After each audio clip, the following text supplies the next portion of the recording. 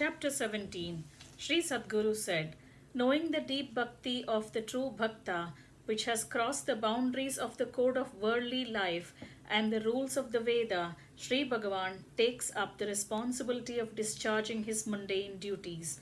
All day to day activities get successfully done in the case of those bhaktas who are immersed in devotion to Krishna. But those who imagine themselves to be great Vaishnavas and hence deliberately give up the Vedic rites are considered sinners only.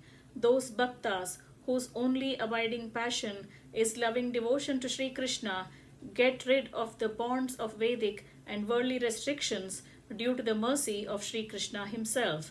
Man remains indebted to the Devas, the Rishis, the Pitrus, to the fellow men and the animals and other living beings as he receives help from all of them. Hence, he should perform Panchayajna, the 5 rituals, to satisfy them. He who does not perform the Panchayajna does not get redeemed for his debts. Hence, he undergoes sufferings on this earth and suffers in the Naraka after his death. But the Krishna Bhaktas do not owe anything to anyone, for they get liberated from all bonds of beautiful actions as they have Krishna Bhakti as their only object in life. The Devas, the Pitrus, the Rishis, and the men of the world adore the man with whom Sri Bhagavan, the Devadeva, is fully satisfied. The great Mahatma Narasimha Mehta was rid of the bonds of worldly and Vedic duties. Living at Junagadh, he was always engaged in Krishna Kirtan. He received weal and woe alike. He treated mud and gold as same. He was neutral between appreciation and abuse. He considered the lot of all 3 worlds just equal to a blade of grass. He was oblivious to the family tradition and customs of his clan. He was always engaged in meditation on Sri Krishna, although, along with his amicable wife, he was rendering service to the Bhagavatas.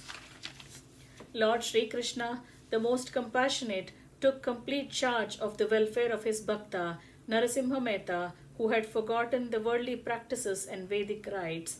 One day, the most distinguished bhakta, Narasimha Mehta, came to the bazaar to buy ghee for his father Shraddha. In the bazaar, Mehta saw some sadhus going towards Sri Vrindavan, engaged in Krishna Kirtan. At the very moment, he forgot everything about the Shraddha and the Brahmanas invited for the ceremony. Sri Krishna, who takes care of the well-being of such noble ones, came in the disguise of Narasimha Mehta and completed performing Shraddha. The Pitrus, who were thus honored by Sri Narayana himself, left the Pitruloka and reached Sri Vaikunta. Even the wife of Narasimha Mehta could not make out that he was the Supreme Being. Taking him to be her husband, she prayed reverence to him. O beloved one, I am leaving for Sri Vrindavan. All essential things are available at home. Don't go out of the house. I shall be back soon. The repository of mercy, Sri Krishna, thus pacified the Bhakta's wife, showered affection on the children, and vanished. Narasimha Mehta returned home after a month.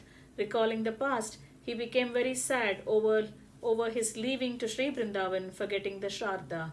His wife became very happy to see him back home. She prostrated before Narasimha Mehta. Sri Narasimha Mehta addressed that chaste, loving, and virtuous woman with a voice choked with emotions as follows. Sri Narasimha Mehta said, Alas, my beloved, the Pitru Shraddha was ignored by me, the wicked one. Intoxicated with loving devotion, I left for Sri Vrindavan. Were those Brahmins invited by me well attended to? I feel very sad over the disrespect shown to the Brahmanas. My heart is robbed by Sri Krishna, who steals all hearts. That is why I am wandering as a madman on this earth. His wife, Manika Devi, replied, Why do you unnecessarily feel sad now? O wise man, you left for Vrindavan only after finishing the Shraddha systematically with the ghee bought from the bazaar. The memories of Sri Vrindavan are still fresh in your mind, and hence you are in hallucination. Please console yourself. My lord, how fortunate I am to be the wife of a great Krishna Bhakta like you, Sri Sadguru said. Listening to these words of his beloved wife, Sri Narasimha Mehta had a revelation of the divine pastime. Hairs standing on the end He started chanting the divine names of Sri Krishna and weeping loudly. Folding his hands over his head and shedding tears, he looked at his wife and lamented. Narasimha Mehta said, "Only you are really fortunate, for you have seen Sri Krishna face to face. The most compassionate Bhagavan himself has performed the Sharda of my father. I am roaming about this earth in the disguise of a Bhakta, but I do not possess the necessary qualities. Yet Sri Krishna, the beloved of the Bhaktas, has showered so much mercy on me. Did my Lord say anything about me? Please narrate all the sweet sounding details of his divine pastime. That Supreme Being is worshipped by all the Devas like Brahma. He himself has paid venerations to my ancestors. Hence, it is quite certain that they would have all attained mukti." Sri Sadguru continued.